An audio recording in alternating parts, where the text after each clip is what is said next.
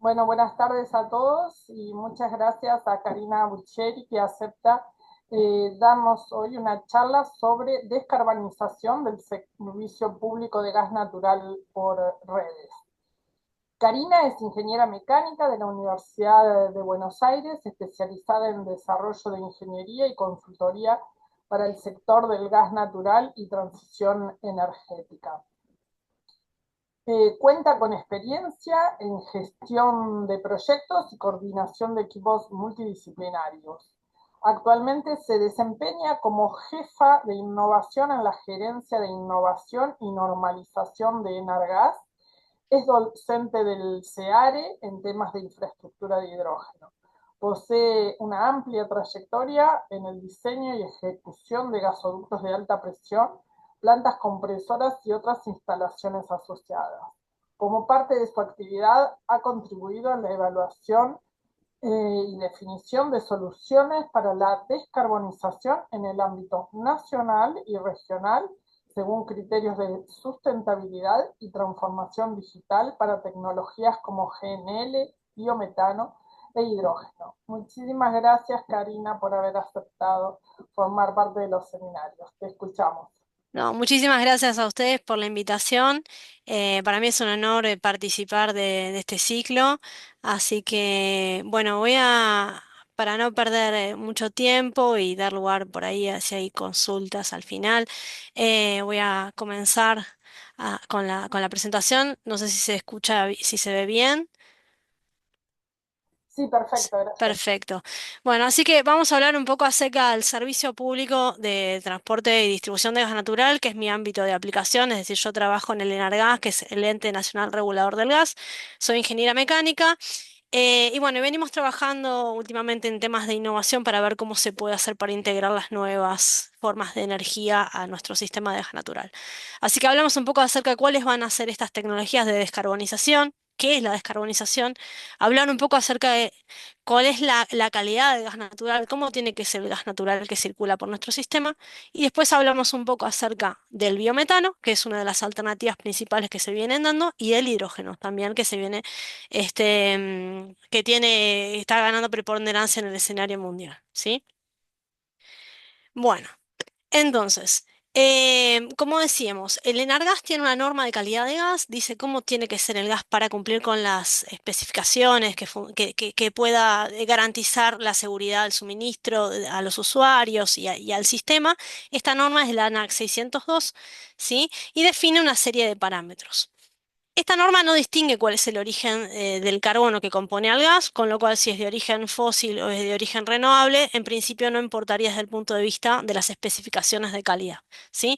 Entonces, con este principio, nosotros podríamos pensar en que manteniendo el criterio de estas condiciones de calidad, yo podría tratar de ver cómo hacer ese gas natural un poco más verde, ¿sí?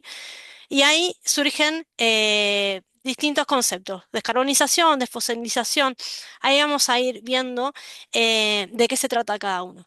¿Cuáles son las ventajas de empezar a incorporar combustibles gaseosos renovables como una mezcla del gas natural? Bueno, en principio, por supuesto, generar un menor impacto en el medio ambiente porque lo que estoy quemando tiene menor emisión de gases de efecto invernadero. Pero además tiene otra serie de potenciales ventajas colaterales, como por ejemplo el hecho de que en general estos combustibles se producen en forma dispersa en el territorio, ¿sí? Entonces, por ejemplo, nosotros podríamos mejorar nuestra oferta energética porque tendríamos una fuente alternativa de energía que estaría siendo inyectada en distintos puntos del sistema, ¿sí? Nosotros tenemos un sistema que es radial y que plantea el transporte de energía grandes cantidades de kilómetros, desde los yacimientos hasta los grandes centros de consumo. Esto obviamente por la gran cantidad de energía que consumen los centros urbanos más importantes no va a cambiar, digamos, radicalmente, pero sí podríamos aliviar de alguna manera la exigencia de este sistema por el hecho de generar energía en forma local, ¿sí? Esto se puede hacer a partir del aprovechamiento de la biomasa o el aprovechamiento de la energía eólica o solar para la generación de hidrógeno y después vemos cómo lo vamos metiendo en nuestro sistema, ¿sí? Otra de las ventajas que tiene eh, pensar en la descarbonización de nuestro sistema es que justamente no necesitamos armar una red paralela para utilizar energías renovables, sino que podemos aprovechar la infraestructura de gas que tenemos, ¿sí? La utilización de nuestro sistema existente. Y finalmente, otra de las ventajas que supone la incorporación de estos combustibles gaseosos renovables, como el hidrógeno, por ejemplo, en nuestro sistema de gas, es que nos permite u- almacenar de alguna manera ese excedente de energía que si no lo pudiera transformar en hidrógeno, lo estaría perdiendo. ¿Cómo funciona digamos, un parque eólico? Genera energía, si la puede inyectar a la red esa energía es utilizada por la demanda, pero si no puede inyectarla a la red, nosotros esa energía la perderíamos. Entonces, para poder acoplar la demanda con la oferta, ese excedente se transforma en un gas, ¿sí? Vendría a ser el hidrógeno, que almacena energía hasta tanto yo lo necesite. Ese concepto se llama power to gas. Entonces, ese excedente almacenado en forma de hidrógeno que yo tengo en mi power to gas, mi potencia gas, yo lo puedo inyectar en mi sistema de gas natural y utilizarlo cuando el sistema lo necesita. Entonces, esto de alguna manera también es otra de las ventajas que tiene poder incorporar hidrógeno en mi sistema de gas natural. Estoy aprovechando una energía que de otro modo quizás la perdería, ¿sí? Eh, y yendo a conceptos. Eh, no es lo mismo la descarbonización o la desfosilización.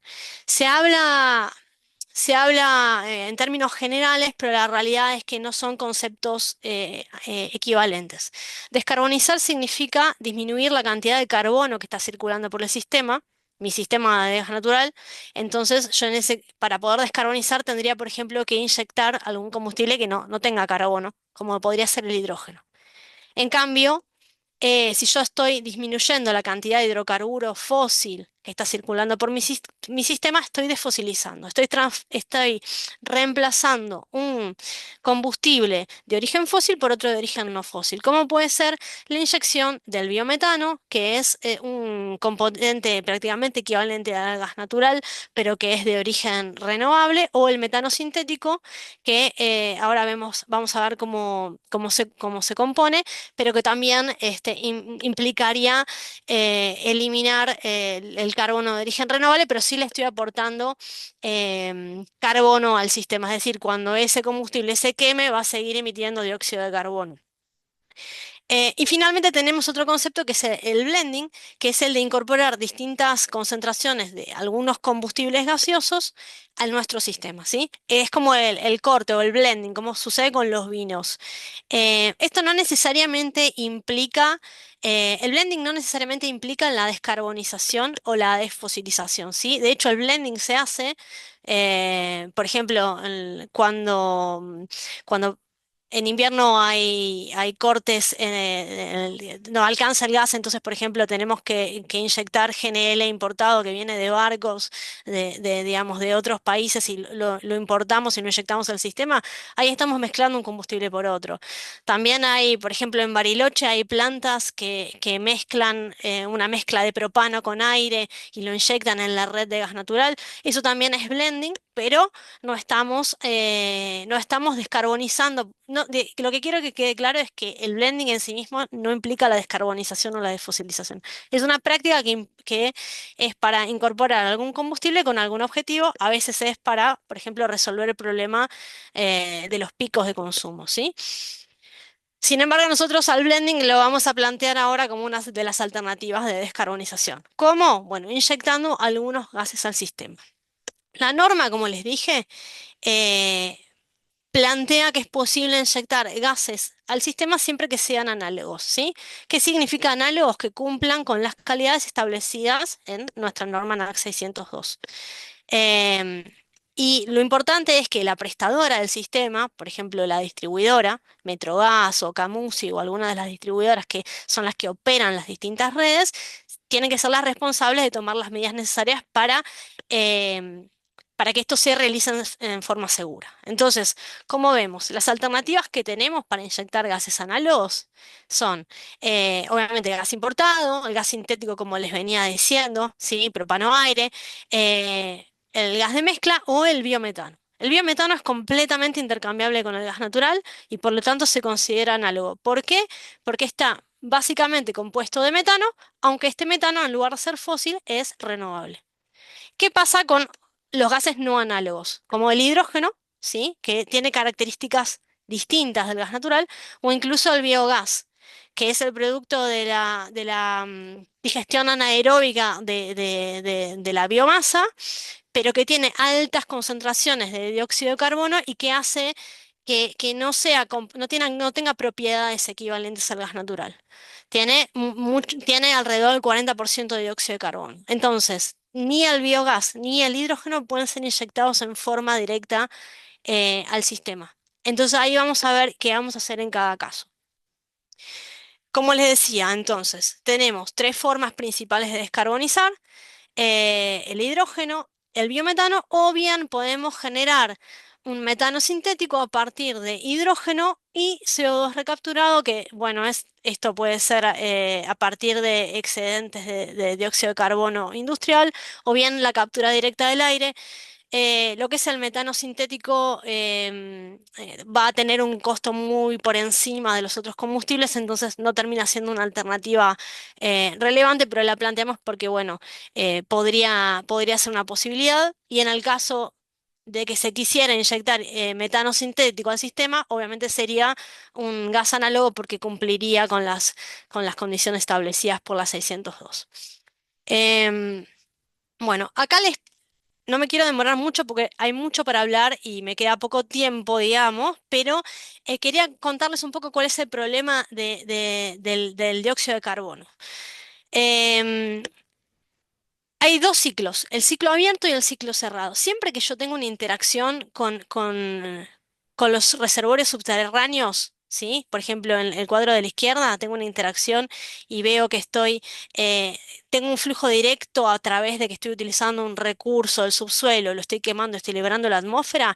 Esto implica que yo estoy emitiendo en la atmósfera carbono o biomasa que está almacenada, pero de millones de años del pasado. Entonces yo por este motivo estoy haciendo un desequilibrio en la atmósfera y por eso cada vez la cantidad de dióxido de carbono que se va emitiendo a la atmósfera aumenta. Entonces nosotros lo que queremos hacer es tratar de eliminar este flujo para que haya un equilibrio del propio ambiente y que nos valgamos en un ciclo cerrado de la propia energía que generamos. Em, Esta vendría a ser la tendencia. Por supuesto, a partir de un blending, como nosotros estamos planteando, de, vamos a tener una porción de combustible renovable que esté planteado como ciclo cerrado, pero en la medida que no reemplacemos el gas natural en toda su totalidad, vamos a seguir teniendo una proporción de combustibles fósiles que van a seguir saliendo del subsuelo. ¿Cuál es la idea? Que con esta transición podamos de alguna manera lograr que esta parte de ciclo cerrado sea cada vez más relevante y más pequeña toda esta parte hasta que lleguemos un net cero en el 2050, o por lo menos es el plan mundial de transición energética. Bueno, hablamos un poquito acerca de lo que es la calidad de gas. Para contarles un poco, esta norma es una norma que se actualizó justamente el año pasado. em, y uno de los componentes fundamentales de esa actualización tuvo que ver con incorporar las posibilidades regulatorias para que se fomenten los proyectos de inyección de combustibles gaseosos renovables, ¿sí? Em, Como vemos, las calidades las especificaciones de calidad es un concepto dinámico, van regulando impurezas, van regulando algunos parámetros del gas natural en función de las necesidades, ¿sí? Y un criterio importante es que se propicia siempre el ingreso de todo volumen de gas que cumpla con las calidades mínimas, porque esto es lo que necesita el sistema para poder funcionar. Es decir, necesitamos aportar la energía que el servicio público demanda, y por eso existen regulaciones para que se pueda, siempre que se cumplan con las condiciones de seguridad mínimas, se puedan inyectar los distintos combustibles en el sistema. Sobre esto nosotros nos basamos y el año pasado actualizamos la norma de gas natural por dos motivos. El primero fue que se modificaron algunos límites de calidad, más que nada porque el gas de vaca muerta es un poquito distinto que el gas convencional, entonces hubo que hacer algún ajuste ahí. Pero aprovechando también esa situación, incorporamos requisitos para el uso de combustibles gaseosos de carácter renovable, que es una manera genérica de hablar de biometano, metano sintético, hidrógeno y todas sus variantes, ¿sí? Se amplió el alcance de la norma. Definieron condiciones operativas para ver qué es lo que hay que hacer cuando alguno de los parámetros se va levemente de calidad, que eso vendría a ser la condición flexibilizada. Por ejemplo, si a mí se me va el dióxido de carbono un poquito de los límites establecidos, bueno, hay ciertas condiciones para que la licenciataria de transporte o distribución pueda decir, ok, se puede mezclar con lo que está circulando por el sistema, entonces ese gas puede ingresar. Bueno, nosotros ampliamos esas condiciones a los combustibles gaseosos renovables justamente para que podamos favorecer el ingreso de estos combustibles a nuestro sistema. Y otra modificación importante que se hizo fue que se eliminó la posibilidad de inyectar biogás a las redes aisladas, ¿sí? Estamos planteando que se debe hacer una refinación total a biometano. ¿Por qué? Porque el biogás es un combustible que no es el equivalente al gas natural. Tenía que haber redes específicas para este combustible, había que ver qué sucedía con los artefactos domiciliarios. Entonces nosotros optamos por directamente plantear que el biogás no puede ser inyectado en las redes, obviamente en las redes aisladas, y que tenemos que plantearnos ir al biometano. Em, Estas son algunos de los parámetros que plantea la norma. Vemos que hay límites superiores en lo que es el dióxido de carbono, en el total de inertes, vapor de agua, sulfuro de hidrógeno. Bueno, hay ciertos parámetros que obviamente tiene que cumplir, ¿sí? Y esto es lo que tiene que mirarse para saber si un combustible puede ser inyectado o no. Obviamente tiene que cumplir con los parámetros de poder calorífico superior y índice de Wobbe, que es una medida de la intercambiabilidad de los gases. El índice de Wobbe es un índice muy importante porque quiere decir que si dos combustibles tienen un índice similar, son intercambiables desde el punto de vista de la combustión, pueden ser quemados en el mismo quemador. Entonces esto es muy importante para saber para saber cómo nos va a afectar ahora los combustibles que vamos a estar tratando de inyectar, los combustibles renovables que vamos a estar tratando de inyectar. Bueno, acá les dejo simplemente para ayuda a memoria, después el que está trabajando por ahí en este tema o le interesa profundizar, las nuevas definiciones de la norma, que implican un cambio de paradigma total, una incorporación muy fuerte de lo que es digamos, la búsqueda de la transición energética desde la regulación. Incorporamos las definiciones de combustible gaseoso no renovable, los productores, las definiciones de hidrógeno, de metano sintético, todo esto está contemplado. Estamos a la espera de que empiecen a prosperar los proyectos de inyección de estos combustibles. Entonces, em, quería hablar un poco de los dos combustibles estrella que se vienen planteando. El primero y el más certero es el biometano. ¿Por qué el biometano es el combustible que nos permita descarbonizar con mayor potencial? Bueno, porque es un combustible que es equivalente. Acá vemos los parámetros, vemos que tienen densidades relativas muy similares, que tienen poderes caloríficos muy similares. Entonces, como decíamos, y por el contrario, vemos que el biogás no tiene las mismas propiedades del gas natural. Vemos, por ejemplo, que tiene la mitad del poder calorífico, ¿sí? Entonces, como decíamos, el biogás no puede inyectarse, pero el biometano sí, ¿sí? Entonces, una vez que yo refino biogás a biometano, no tendría ningún inconveniente en que este biometano sea utilizado en forma totalmente equivalente al gas natural y con todas las aplicaciones que hoy en día se usan para el gas natural. ¿Cuáles son estas aplicaciones? Bueno, acá lo vemos, ¿no? Partimos de un biogás que tiene alrededor de un 50% metano y un 50% dióxido de carbono, ¿sí? Esto podría ser utilizado en redes aisladas, pero nosotros pensamos que desde el punto de vista de la seguridad de esos usuarios, lo mejor es no permitir esta posibilidad. Si bien se hace en algunos países como en Colombia, nosotros vamos por el lado del upgrading, ¿sí? Eh, en general, el biogás lo que se utiliza en el país es para la generación de energía eléctrica in situ para autoconsumo. Cuando nosotros planteamos poner una instalación de refinación, de upgrading para quitarle el dióxido de carbono excedente, que esto también se puede comercializar, el dióxido de carbono. Ya obtenemos un biometano con un porcentaje de metano mayor al 96%. Y este biometano puede ser utilizado en todas las aplicaciones que tiene el gas natural. Lo podemos inyectar a la red, lo podemos comprimir y utilizarlo como GNC, lo podemos licuar y utilizarlo como bio-GNL.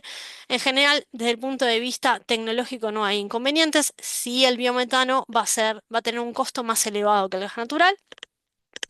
Bueno, y eso va a plantear obviamente cuestiones desde el punto de vista del mercado, pero no desde el punto de vista técnico.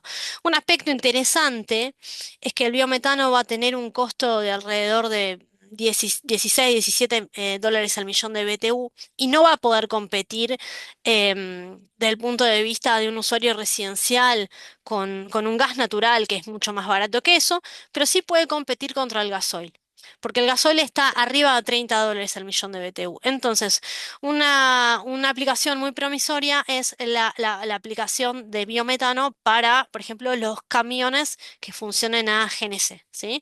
Transporte pesado que funciona a GNC podría tener un corte de biometano y eso sería hasta incluso rentable, ¿sí? Se está hablando mucho de eso a nivel mundial eh, porque los camiones de carga pesada en general no suelen ser aptos para ser vehículos eléctricos, entonces, bueno, podrían tranquilamente funcionar a biometano, ¿sí? Esto quiere decir que si yo tengo biogás, biometano, puedo inyectarlo directamente en la red y no pasa nada, me olvido. No, eso no es así. ¿Por qué? Porque hay que tener en cuenta algunos criterios para garantizar la calidad del servicio que se está prestando. No nos olvidemos que el servicio público es justamente eso, entonces hay que velar por los usuarios. Muchos usuarios de las redes son residenciales, entonces no es lo mismo un contrato de suministro con una industria que con un usuario residencial. Cuando yo inyecto biometano en un punto de la red, la realidad es que ese combustible eh, se mezcla y termina llegando a cualquier casa que está conectada en esa red. Entonces, por eso es muy importante que la prestadora, es decir, por ejemplo, la distribuidora, tenga que velar porque se cumplan los requisitos técnicos para que ese servicio se dé en condiciones aptas, ¿sí? Tienen que verificar cuál es la calidad del gas inyectado, si hay alguna variabilidad en la producción, si hay alguno de los parámetros o alguno de los componentes del gas que se me está yendo por encima del rango, ¿sí? Em, tenemos, tenemos que odorizar porque el gas natural no tiene olor. Entonces, cuando se inyecta al sistema, se mezcla con un compuesto que le da olor justamente para que si hay alguna fuga, los usuarios puedan saber y es como un tema de seguridad. Entonces, bueno, en estas situaciones también hay que hacer esas cuestiones, hay que verificar que el nivel de odorante esté, digamos, dentro de los límites adecuados y también va a depender mucho el punto de inyección. Si esta planta de biometano está inyectando la producción en un gasoducto que tiene mucha presión y que tiene bastante caudal circulante, si algún parámetro se me va de rango, em, no vamos a tener demasiados problemas porque se va a mezclar con lo que circula.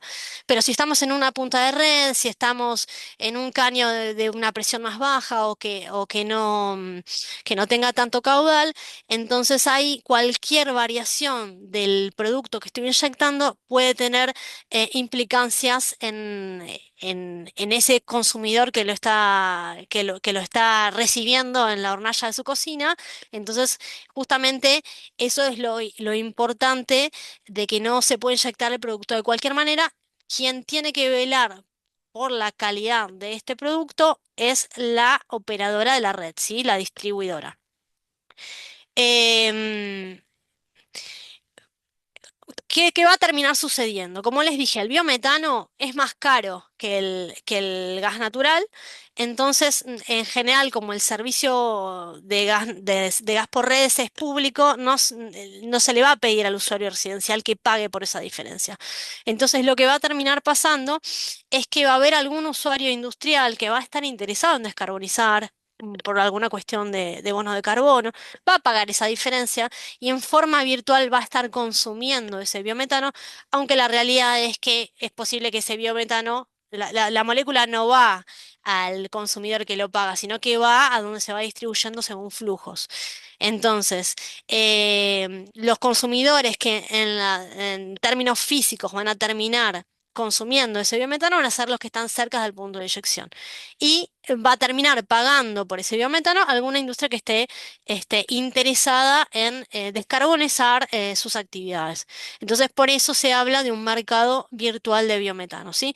De todos modos, la inyección de biometano en la red es un aspecto que está completamente resuelto desde el punto de vista regulatorio y técnico, y estamos esperando que el año que viene ya haya proyectos concretos de inyección de biometano en las redes. Obviamente, los volúmenes que están hablando son volúmenes bastante pequeños en relación con la cantidad de gas natural que se usa en el sistema, pero es un camino para empezar a pensar en estas posibilidades de descarbonización. Mapa surge de un estudio que habíamos hecho hace un par de años que plantea cuáles eran todas las localidades que no tenían gas natural. Vemos que hay un potencial de 1.200.000 usuarios. Algunos de estos van a poder ser digamos, abastecidos por biometano, otros no.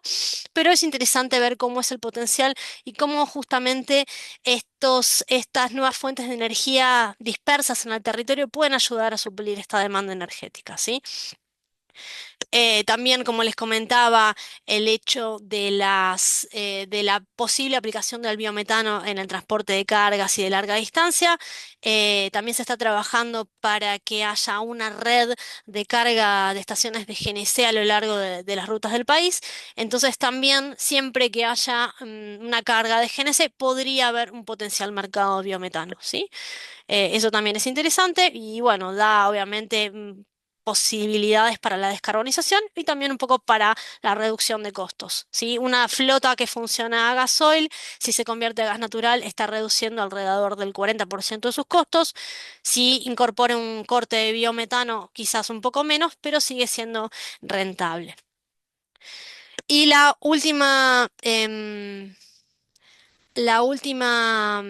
aplicación que nosotros estamos viendo, justamente los proyectos de gasoductos virtuales, ¿sí? Que es el abastecimiento a distintas industrias de cargas de GNC para industrias que nunca van a estar conectadas al sistema. Bueno, nosotros justamente el año pasado, este año también sacamos una regulación que contempla justamente la operación de llevar gas a las distintas industrias y además en la forma de almacenaje móvil o gasoducto virtual, le dicen, sí. Yo llego con un camión, con una carga de GNC y le doy gas a una industria que no está conectada. Podría ser, por ejemplo, una estación de carga, puede ser una industria, en fin.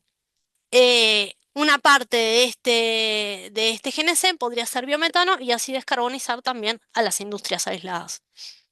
Esto también es interesante y es una cosa que creemos que se puede desarrollar en el futuro cercano. Y vamos con el hidrógeno. Ya vimos que el biometano tiene características muy similares al gas natural. Vemos que el hidrógeno no es así. Vemos que la densidad del hidrógeno es mucho más baja que la del gas natural. Vemos que el poder calorífico, si hablamos en términos de masa, tiene más energía por unidad de masa, el doble, pero si hablamos en volumen, por metro cúbico, tiene un tercio, ¿sí?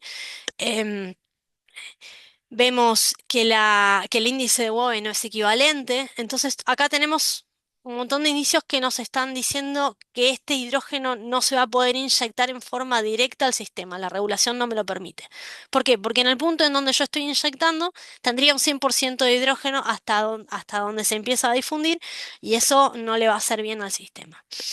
Entonces, ¿qué es lo que tengo que hacer para inyectar el hidrógeno? Lo tengo que mezclar. Ahí vemos el diagramita acá a la derecha. Vemos que el gas natural no es metano puro, sino que es una mezcla de distintos gases. Bueno, lo que tengo que hacer es agarrar este gas natural y mezclarlo y diluir hidrógeno en gas natural. Una vez que tengo la mezcla, recién ahí se puede hacer la inyección en gasoducto. Ese sería el esquema para cumplir con lo establecido con nuestra norma de calidad. Em, ¿Por qué hacemos esto? Bueno, justamente porque el hidrógeno es muy distinto al gas natural y tiene algunos parámetros que nos hacen ver que hay que tener un poco de cuidado. Por ejemplo, el gas natural tiene un rango de inflamabilidad en aire del 5 al 15%, ¿sí? Quiere decir que si está en esas concentraciones, se prende. Si tiene más del 15%, no se va a quemar. O sea, por ejemplo, hay operaciones de soldadura en gasoductos y no pasa nada, está al 100% el- la concentración. Cuando se empieza a mezclar, ahí sí tenemos problemas. Bueno, ¿cuál es el problema del hidrógeno? El hidrógeno tiene el problema que el rango de inflamabilidad es muchísimo más alto, lo vemos acá, del 4 al 75%. Entonces, esto quiere decir que se va a inflamar con muchísima más facilidad y el hidrógeno, por lo tanto, es muchísimo más peligroso que el gas natural. De hecho, el gas natural es un combustible que es bastante seguro justamente por esta condición. Eh, También es extremadamente volátil y tiende a difundirse con facilidad, pero si se queda en algún espacio confinado puede ser un problema.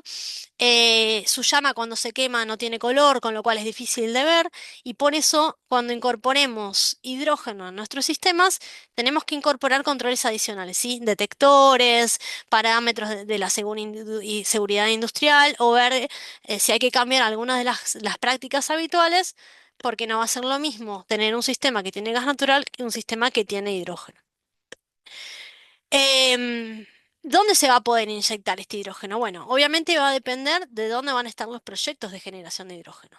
En general van a ser, pueden llegar a ser grandes plantas, grandes parques eólicos, parques fotovoltaicos o quizás cosas de menor escala, pero potencialmente yo lo podría inyectar en cualquier parte del sistema. Acá yo dibujé esquemáticamente el sistema de gas natural, tenemos todo lo que es upstream, ¿sí? El procesamiento, luego tenemos la inyección en el sistema de gasoductos de transporte, gasoductos troncales, ¿sí? De alta presión, em, y luego la de la zona, el área de distribución. Ya cuando se aproxima a las ciudades, los gasoductos bajan su presión y luego tenemos incluso las redes de polietileno que son los que finalmente abastecen en grandes rasgos a las industrias y a los residenciales. Yo puedo inyectar en todos estos puntos del sistema, o incluso también se puede generar en alguna industria, se puede generar hidrógeno y inyectar en esa propia industria. Eso podría ser. ¿Qué va a implicar? Obviamente, va a implicar un cambio en el paradigma de operación, ¿sí? Porque es una cosa que es nueva, no es habitual. Entonces, justamente, vamos a tener que repensar cómo operar el sistema cuando empecemos a incorporar cada vez más proporciones de hidrógeno. Em, Acá les pongo algunos de los parámetros algunos parámetros que van variando a medida que vamos haciendo la mezcla del blending, ¿no? De hidrógeno en gas natural. Vemos básicamente que justamente como va aumentando la temperatura de llama y la, la energía liberada, aumenta la cantidad de emisiones de óxidos de nitrógeno. Entonces, bueno, eso es como un aspecto colateral relacionado con la incorporación de hidrógeno. Em, y cuando vamos a la reducción de emisiones, acá vemos, ¿no? Abajo tenemos el porcentaje de metano en volumen y la reducción de emisiones. Vemos que para, para poder llegar al 50% de la reducción de emisiones, tenemos que tener alrededor del 75% de hidrógeno. Claro, sí. Entonces, em, no es lineal y eso hace bueno, desde el punto de vista de lo que es la transición energética, un blending no va a ser la solución para la reducción de emisiones. Pero es importante para empezar a generar este círculo virtuoso y que se empiece a despegar la industria del hidrógeno, ¿sí? No pensemos que por inyectar un 10% o un 20% de hidrógeno en nuestro sistema vamos a tener una reducción relevante en el dióxido de carbono porque no es así. Estamos viendo que estamos por debajo del 10%. ¿Y cuáles son los límites teóricos de hidrógeno? quiero ir rápido porque me queda poquito. Para los límites de la NAC 602 tenemos un valor de un 9% aproximadamente si es un gas pobre, un gas con bajo poder calorífico. Si el gas es un poquito más rico, justamente porque el hidrógeno lo va diluyendo, le va bajando el poder calorífico, puedo inyectar un poquito más, ¿sí? Entonces, por ejemplo, estamos en un 9, en un 14, un 15%. Esos serían los valores teóricos de inyección de blending de hidrógeno que me permite la normativa. Acá lo vemos, ¿no? Estos son los límites de la norma con los límites de la norma del 2019, vemos que a medida que nos vamos yendo, siempre nos alejamos porque justamente le va bajando el poder calorífico. Es posible que en un gas más rico como el de vaca muerta podemos inyectar un poco más que el 10%, es posible, pero también vamos a tener limitaciones prácticas. Entonces, lo importante es, una cosa es lo que me dice la normativa y otra cosa es lo que me dice la práctica. Eh, entonces, ¿qué le hace el hidrógeno al sistema? Como le baja la densidad, yo para mantener la misma energía voy a tener que aumentar el flujo. Entonces se me va a acelerar, acá vemos, em, se me va a acelerar el fluido y me va a bajar la presión, voy a tener más pérdida de presión. Entonces, ¿qué pasa? Para poder transportar ese hidrógeno largas distancias, voy a tener que comprimirlo mucho más. Entonces se me va a disparar la potencia. La potencia de las plantas compresoras, que es justamente lo que hace que un gas pueda ir de un lado al otro, cada tanto hay que poner una planta compresora. Entonces, vamos viendo que aumenta muy notablemente la potencia al 10%, entonces justamente yo tendría que adaptar mi infraestructura de gas natural, tendría que aumentar la potencia de mis plantas compresoras y eso sí, por ejemplo, si lo inyectara cerca de los yacimientos, si tuviera que transportarlo a grandes distancias, no si lo inyectara cerca de los centros de consumo, pero es una realidad que si yo empiezo a meter hidrógeno al sistema, la infraestructura que tengo preparada no me funciona. La tengo que ayornar, la tengo que adaptar, tengo que poner más potencia. Entonces, eso es un conflicto porque va a requerir grandes inversiones, ¿sí? Acá vemos que justamente estos valores se despegan para valores de blending muy altos, entonces el rango razonable de operación va a estar entre el 5 y el 20%, ¿sí? Em, Ese es el rango que se está hablando a nivel internacional, lo que los países están planteando, un 10% también, porque justamente ya la infraestructura dejaría de servir, ¿sí? Tenemos que replantearnos la infraestructura cuando empezamos a aumentar el porcentaje de hidrógeno. No solo desde el punto de vista de si lo puedo transportar o no, porque no tengo la capacidad en potencia, sino porque tiene otros efectos en la infraestructura. Bueno, ¿cuáles son algunos efectos? Yo acá los listo, no vamos a entrar en detalles, pero como ya se sabe, el hidrógeno afecta a la infraestructura de acero, ¿sí? Se difunde dentro del acero y se combina, ¿eh? Entonces hay una serie de ataques que le produce al acero. En materiales no metálicos, por ejemplo, como pueden ser los cáñamos de polietileno, puede haber permeabilidad. Vamos a tener que incorporar sistema de detección de llamas, sistema de detección de fugas. Quizás áreas que no estaban clasificadas vamos a tener que cambiarle porque puede haber atmósfera peligrosa. Tenemos que revisar si los equipos de combustión van a quemar bien con ese hidrógeno o no, si en la medida que vamos aumentando los, los porcentajes de hidrógeno que tenemos. Eh, bueno, en el particular en lo que es el uso vehicular también, porque hay un tema que a medida que aumenta la presión de operación, también se hace más nocivo la presencia de hidrógeno. Entonces, bueno, los caños los cilindros de GNC que funcionan a 200 bar y que muchos tienen más de 20 años de operación, bueno, van a ser muy susceptibles de esa fragilización. Son aspectos que hay que tener en cuenta. Entonces, bueno, no es tan trivial la inyección de hidrógeno en la infraestructura.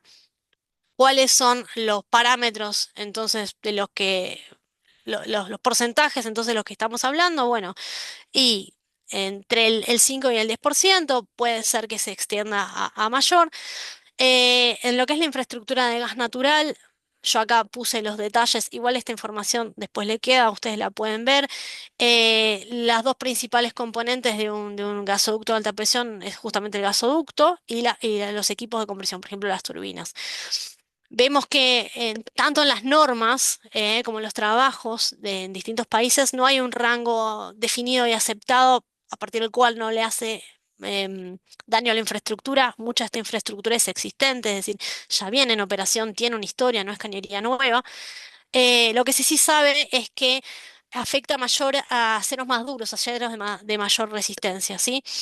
Y también puede tener efectos nocivos en las soldaduras de los aceros que le llaman vintage, que son los aceros anteriores a 1980, que son justamente los que tenemos nosotros instalados en gran parte de nuestros gasoductos, con lo cual, si alguien quisiera inyectar hidrógeno en algún gasoducto, mañana no se podría porque habría que hacer una serie de análisis a cómo se va a comportar esa infraestructura de acero que tiene su historia eh, y que viene operando hace más de 40 años.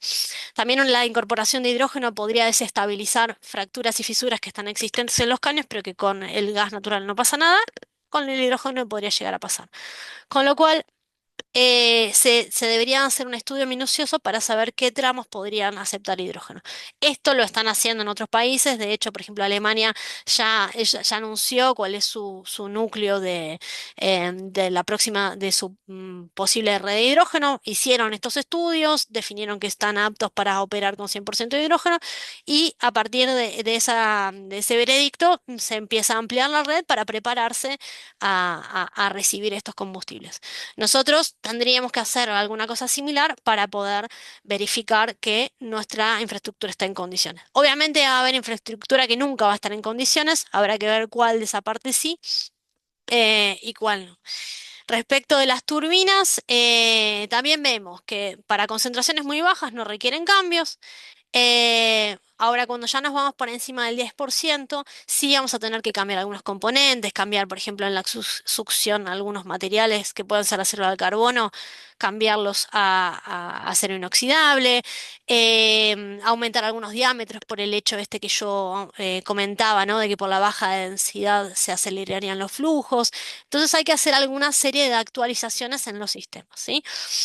Pero en principio estamos hablando de estos parámetros. Si estoy abasteciendo una GNC, mi límite máximo va a ser el 2%, por lo que les comentaba de la alta presión y el efecto del hidrógeno en la infraestructura de acero cuando hay alta presión.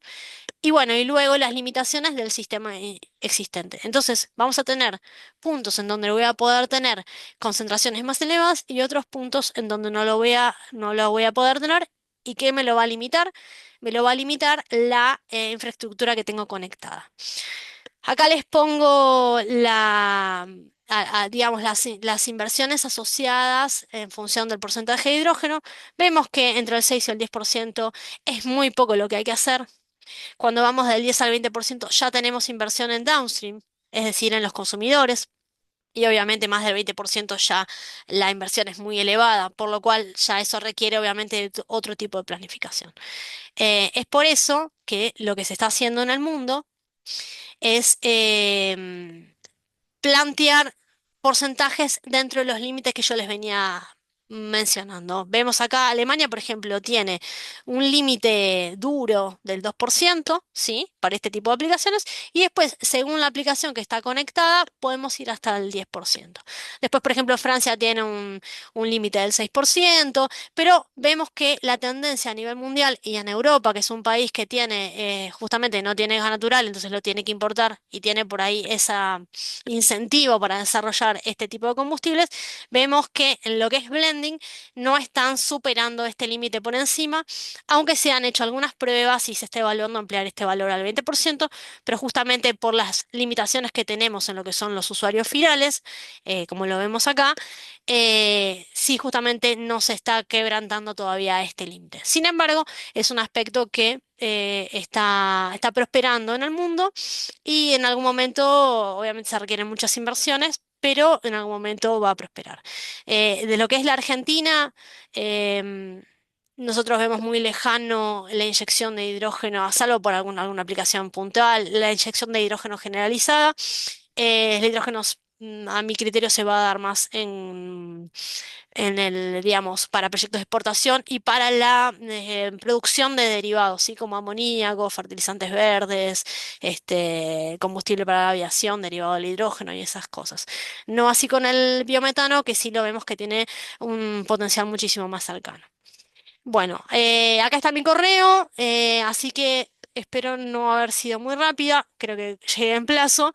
Si tienen alguna consulta, por supuesto me la hacen llegar y voy a intentar responderles. Bueno, Silvia, muchísimas gracias, Karina. Muy linda la charla y abrimos la charla para preguntas. No sé si hay alguna mano levantada ahí. Si no, mientras levantan la mano, yo tenía unas cuantas observaciones para comentar sobre lo que hiciste y, lo dijiste casi todo, ¿no? Pero me da la impresión de que mirar a Europa desde Argentina es una idea demasiado, no es buena porque somos totalmente Ujú, diferentes. Sería como que nosotros somos productores de carne y mirásemos a un país que no tiene nada de carne, a la India, para ver cómo vamos a desarrollar nuestra industria de carne, ¿no? Tendría mucho sentido. En ese sentido, teniendo hidrógeno, ¿por qué mezclarlo con el gas? Me pregunto yo, porque cualquier servicio que vos quieras hacer con el gas, si lo vas a quemar, lo vas a hacer siempre con poca eficiencia. En cambio, ujú, si tenés hidrógeno, puedes convertirlo en una celda de combustible en electricidad y con electricidad tenés una energía mucho más versátil que la puedes usar para un montón de cosas más útiles que quemarla, ¿no? Es decir, por ejemplo, un motor a explosión tiene 20% de eficiencia, entonces poner usa gas directamente si lo vas a, lo vas a quemar así, o inclusive hasta los servicios domésticos, ¿no? Una cocción con una cocina a gas tiene 50% de eficiencia típicamente. Una de inducción tiene cerca del 85%. ujú, Lo mismo pasa con las bombas de calor. Mientras una estufa tiene 85% en eficiencia, una bomba de calor, o sea, un aire acondicionado frío-calor, tiene una eficiencia de 400% y van para más todavía. O sea que el factor es un factor 6. Entonces, ponerlo en el gas y después quemarlo con baja eficiencia parecería ser una mala idea, ¿no? Y además con el peligro que pones toda la red, en ujú, una de esas rompes la red porque las infiltraciones del hidrógeno te vayan a generar problemas e inclusive accidentes, porque fíjate vos, nosotros tenemos en tu casa seguramente, como la mía, todos tenemos pérdidas, digamos, pero hay pérdidas en el gas que vos mismo lo dijiste, son tolerables, porque ujú, no tienen una implicancia muy grande, pero con el hidrógeno, al ser mucho más liviano, para ser mayores y al tener un rango de explosibilidad mucho más alto, la posibilidad de generar accidentes es mucho más alto. Entonces, poner y mezclar un combustible que nos sobra, que nos sale muy barato, con otro que es caro y que podemos poner en peligro la infraestructura y la integridad de las personas, para quemarlo a baja eficiencia, no parecería ser una buena idea. No sé, ahí me parece que, ¿cómo lo ves vos? Yo Este, estoy de acuerdo con vos.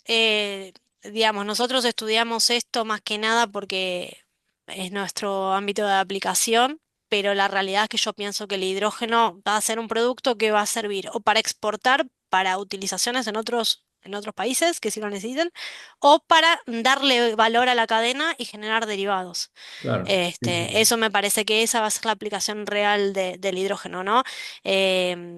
Digamos, los derivados pueden ser compuestos, hidrocarburos derivados del hidrógeno, como si fuera cualquier petroquímica, seguro, pero solo con renovable. Yo pienso que esa es la aplicación. seguro, Y cuando haces todos los análisis, tanto técnicos como económicos, obviamente esto se cae. Pero bueno, nosotros desde la regulación lo tenemos que permitir porque por ahí aparece algún proyecto, entonces eso. entiendo. Yo opino exactamente como vos y me parece que un país gasífero como la Argentina tiene que dar lugar a la infraestructura que tiene, ¿no? Y a los recursos que tiene. Seguro. Muchas gracias. Quería, y justo José Luis tiene una pregunta, está levantando la mano y después Teresa. José Luis. Hola, ¿Me ¿qué está- tal, Karina? Teresa. No, no, no, está bien. No entendía cuál le estaba dando la palabra. Adelante, adelante vos. José Luis, vos. Bueno, ¿qué tal, Karina? En el simposio de biogás del año pasado se hicieron algunos anuncios como un proyecto del frigorífico Gorina Sí. que tenía, estaban preparándose para hacer una prueba piloto. Y esa es una pregunta, en qué estado está ese proyecto? Y la otra es una cuestión de mercado, si alguien tiene una iniciativa de producir biogás y biometano, digamos, ¿qué primero, el huevo o la gallina? El productor de biogás tiene que salir a buscar quién se lo compre, cómo No, está, digamos. mira, la situación con el biogás es la siguiente. En el país hay varias plantas de biogás, pero son no me acuerdo cuál es el programa, hay un programa de energías renovables que lo que hace es pagarle bastante por esa energía, es un precio que está medio distorsionado. Es más alta que la energía que ellos pueden, que el precio que pueden conseguir dándole otra aplicación al biogás. Entonces, las plantas que están hoy en día abocadas a la generación de energía eléctrica para inyectarlo en los nodos, en general van a seguir haciendo eso a medida que les dé el factor de capacidad de ese nodo, van a seguir inyectando la energía eléctrica de ese biogás en ese punto. Sin embargo, en varias de estas plantas hay proyectos de ampliación para poner otros biodigestores, etcétera, y ya justamente como no pueden inyectar en el nodo, están buscando otras aplicaciones y se está pensando justamente en esto del biometano. Por eso nosotros planteamos, bueno, una cosa es conectarse a la red, que es un proyecto a veces que es muy caro, porque el punto que la distribuidora te da no es quizás el que te queda más cerca, por estas cuestiones que yo decía, ¿no? Por ahí vos te queda cerca hacer una punta de red y no puedes inyectar ahí porque hay mucho riesgo de punto de vista de lo que es la operación. Entonces por ahí tenés que hacer un caño para conectarte en otro lado. Eso a veces es caro. Nosotros justamente por eso estamos dando la posibilidad de estos cargamentos en forma de gasoducto virtual para abastecimiento de industrias. Y eso es una aplicación. Y hay mucha consulta respecto de proyectos de biometanos. Eso es una realidad. Mucha consulta. Obviamente se necesita la demanda porque, como digo, es bastante más caro que el gas natural, aunque es más barato que el GNC. Se habla mucho de estaciones de expendio de biogénese, ¿no? Y respecto del proyecto de Gorinas, que lo lleva adelante YPF, se dice que va a estar listo para fin de año. Bueno, hubo una contingencia con esa planta, se quemó este año, no salen salió en los diarios, pero en principio está avanzando muy bien y si no está listo este fin de este año, va a estar el año que viene. Sin embargo, va a producir una cantidad bastante modesta, ¿no? Creo que son alrededor de 12.000 metros cúbicos día. Em, de lo que es el caudal de gas natural es bastante modesto, pero bueno, hay una tendencia de justamente empezar a generar esta demanda y venderla en forma virtual las estaciones de GNC. Esa es una de las, o sea, está avanzando. Muchas gracias. ¿Teresa? Sí, bueno, primero me disculpo porque no funciona mi cámara. Soy Teresa Pérez, no sé, Karina, si te acordás. Sí, Nos sí, por encontramos supuesto, por el hidrógeno y por vos supuesto debes me, tener me bien la acuerdo de usted. fecha. Sí, sí. Bueno, antes de la pregunta quería sí hacer un comentario en que después de haber trabajado en temas de hidrógeno y los materiales durante bastante tiempo, eh, coincido totalmente con lo que Salvador y vos decías en lo que respecta a la realidad del hidrógeno en el mundo y también especialmente en nuestro país, ¿no? Porque al principio parecía que iba a ser para todos lados y para cualquier cosa, pero ahora sí creo que ha llegado a la realidad y la realidad es la que Salvador empezó a plantear y vos terminaste de definir. La pregunta que te quería hacer, eh, nuestro contacto con Karina fue justamente para hablar sobre el daño que el hidrógeno le hace a los materiales. Vos ahí pusiste que cuando había hasta 10% los gastos de reacondicionamiento eran mínimos. Ahí se tiene en cuenta los análisis que hay que hacer para definir si la instalación está apta. Lo que pasa es que, sí, o sea, yo imagino que se debe tener en cuenta, pero me parece que está en una escala en donde se plantea la reacomodación de toda de la infraestructura.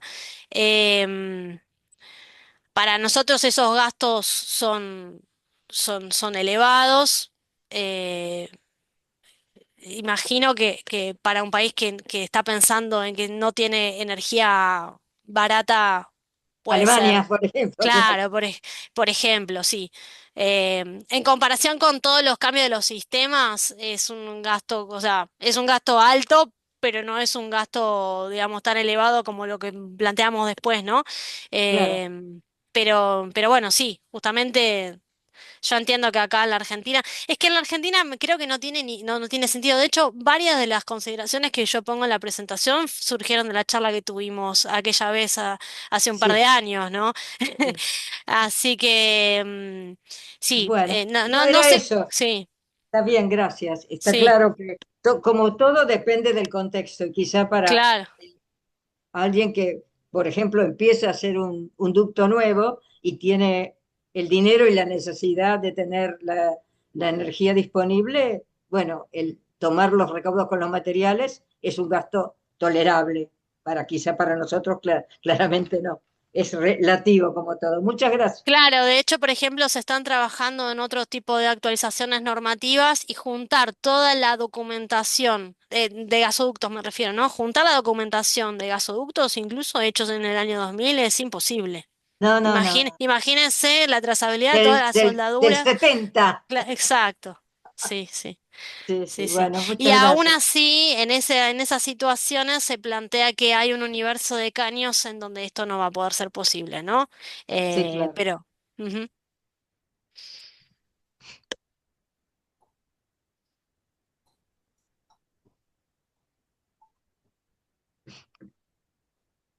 Otra Bueno, pregunta, perdón, dale, adelante. Sí. respecto de las consultas. ¿Las consultas son de desarrolladores de proyectos de biometano o de industrias que quieren comprar biometano para reducir su huella de carbono? ¿O de las dos cosas? No, no, ¿Quiénes se al están Enargas consultando? vienen más que nada no vienen los off-takers, vienen los desarrolladores de proyectos porque quieren ver cuál es el contexto regulatorio y normativo para hacerlo. Em, sí, más que nada eso, sí, sí. Pero bueno, off-takers hay. Lo que pasa es que tiene que ver con esto, ¿no? O sea, en general son empresas internacionales que tienen alguna necesidad de descarbonizarse. Tiene que ser, o sea, se da mucho para el transporte, para las flotas, por ejemplo. Y también son empresas que no tienen que tener el gas natural como insumo principal de su proceso. Por ejemplo, Profértil, que no sé, que su insumo principal es el gas natural, digamos, se le va a ir de números a hacer esta sustitución. Tiene que ser una industria que tenga, digamos, al gas natural como algún combustible o un insumo colateral, pero no fundamental. Un comentario nomás, una Genial. pregunta, Sí. José Luis. José Luis, me parece de que si vos tenés biogás, lo último que se te ocurriría es hacer biometano, digamos, porque te cuesta mucho y además tenés un problema, todos los problemas que enumeró Karina, regulatorios que vas a tener que cumplir. Porque el problema es que vos, al poner un gas, que si pones un poquitito más de agua o un poquitito más de algún otro componente, cuando alguien cargue GNC, etcétera, le generas un problema tremendo. Por otro lado, si tenés biogás, lo quemas directamente en un horno para hacer cerámico, para hacer electricidad inclusive, y luego, una vez que hiciste la electricidad, la pones la electricidad sobre la red y esa sí la mandás.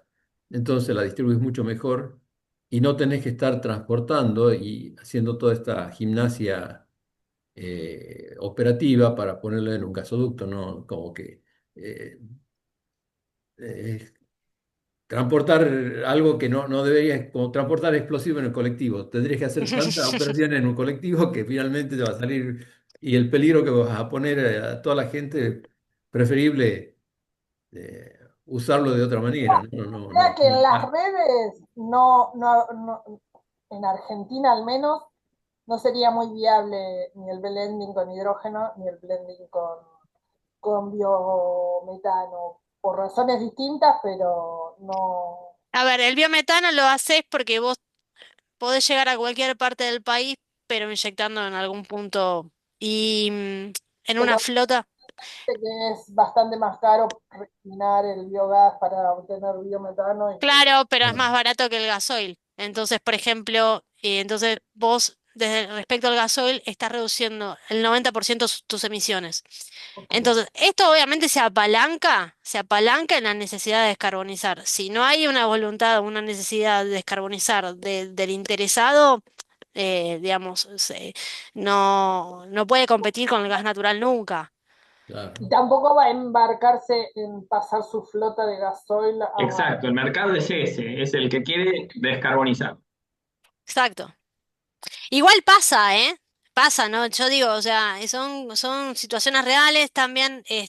Bueno, Europa está poniendo impuestos al carbono en frontera, al tope de carbono en frontera, entonces, o sea, son cosas que lentamente están empezando a avanzar. Nosotros lo que estamos tratando es que la regulación de alguna manera acompañe, pero no hay un incentivo y mucho menos un incentivo, digamos, nacional al desarrollo de estos proyectos, ¿no? Sí vemos que hay mucha consulta y hay proyectos que están tratando de hacerlo, apalancados en estas demandas puntuales.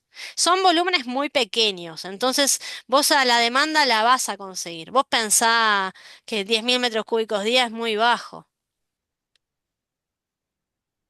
Claro, Toyota habían anunciado en el simposio de biogás, por ejemplo, que quería comprar biometano, ¿verdad? La planta de, no me acuerdo si era no me acuerdo dónde estaba, en Zárate, Campana, en Sí, algún lugar de esos.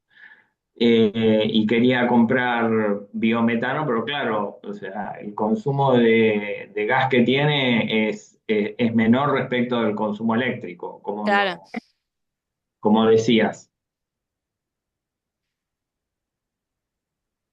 Claro, Bueno, hay que esperar que pase algo, no sé. seguro. Bueno, la verdad que estuvo muy linda la charla y la discusión, Karina, te agradecemos mucho. No sé, Silvia, ¿querés agregar algo? Si no, le agradecemos abrimos los micrófonos y le agradecemos con un aplauso a Karina.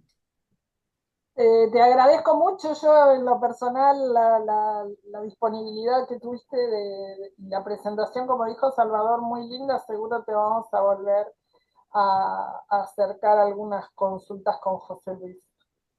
Bueno, Muy muchísimas bien. gracias a ustedes por la invitación. Bueno, Bueno, muchas gracias. Buenas Muchas tardes. gracias. Buenas muchas tardes. gracias.